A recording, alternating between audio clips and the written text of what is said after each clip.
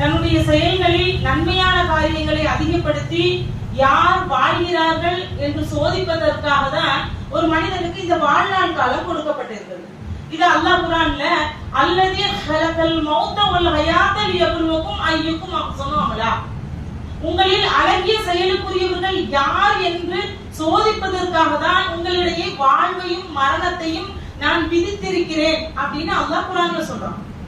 அப்போ இந்த வாழ்நாள் காலத்துல நம்மளுடைய செயல்களை நம்ம எப்படி அமைச்சுக்கணும், அழகிய முறையில நன்மையான காரியங்களை செஞ்சு நம்முடைய வாழ்க்கையை அமைச்சுக்கணும். அப்போன்னு சொன்னா நம்மளுக்கு என்ன இருக்கணும், உள்ளத்துல இறை அச்சம் அப்படிங்கிற உணர்வு நமக்கு இருக்கணும்.